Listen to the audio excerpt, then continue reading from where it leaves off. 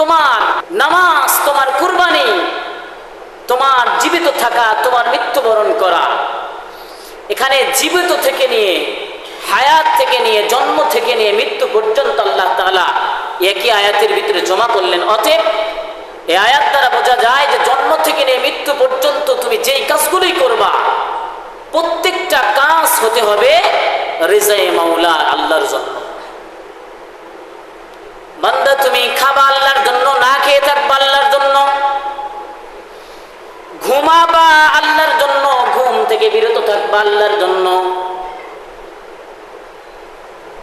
আত্মীয়তার সম্পর্ক বজায় রাখবা আল্লাহর জন্য, ছিন্ন করবা আল্লাহর জন্য, কারোর সাথে বন্ধুত্ব করবা আল্লাহর জন্য, কারোর সাথে বন্ধুত্ব থেকে দূরে থাকবা আল্লাহর জন্য। এক কথাই বলা যায় তোমার জন্ম থেকে নিয়ে মৃত্যু পর্যন্ত প্রত্যেকটা কাজ হবে আল্লাহর জন্য। এর ভিতরে আল্লাহ রাব্বুল আলামিন পার্সোনালি আরো দুইটা বিষয় বলেছেন।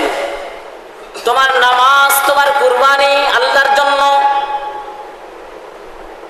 এ কথা আল্লাহ রাব্বুল আলামিন কুরআনুল কারীমের ভিতরে স্পষ্ট করে বললেন যে তোমার নামাজ কিন্তু হতে হবে আল্লাহর জন্য, কুরবানি হতে হবে আল্লাহর জন্য।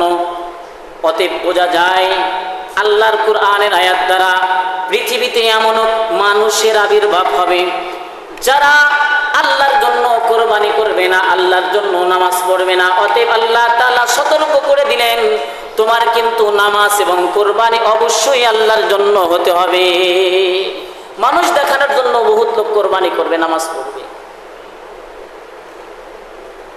আল্লাহর হাবিব সাল্লাল্লাহু আলাইহি ওয়াসাল্লাম বলেন, যারা মানুষ দেখানোর জন্য কুরবানি করবে, নামাজ পড়বে, কিয়ামতের ময়দান যখন কায়েম হয়ে যাবে, কিয়ামতের ময়দান কায়েম হওয়ার পরে যারা মানুষ দেখানোর জন্য কুরবানি করবে, যশ খ্যাতি অর্জনের জন্য কুরবানি করবে, সালাত আদায় করবে, মানুষ আমাকে নামাজি বলবে, আমাকে কুরবানি দাতা বলবে, বড় বড় কুরবানি করব, যদি এই টার্গেট নিয়ে কোনো ব্যক্তি কুরবানি করে, তাহলে কিয়ামতের ময়দান যখন কায়েম হয়ে যাবে, কিয়ামতের ময়দান কায়েম হওয়ার পরে যখন আপনার আমার আমলনামার বদলা দেওয়া হবে, তখন আমরা যাদেরকে টার্গেট করিয়া কুরবানি করেছিলাম,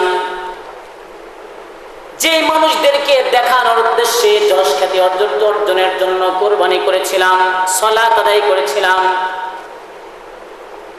আল্লাহ রাব্বুল আলামিন ওই ময়দানে বলবে আজকে তোমার আমার পক্ষ থেকে কোনো আজর নাই, প্রতিদান নাই।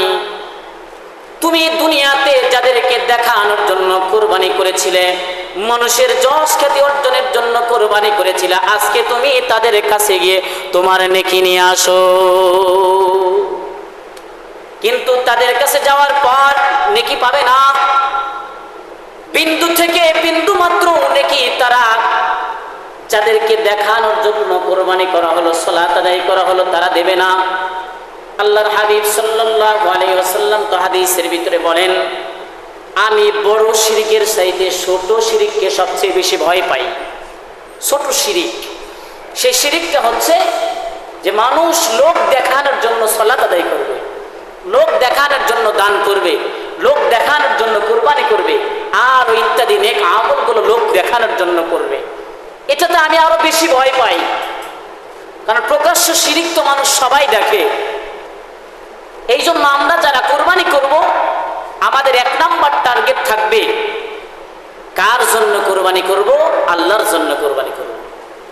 নিয়ত এক নাম্বারে সহি করব,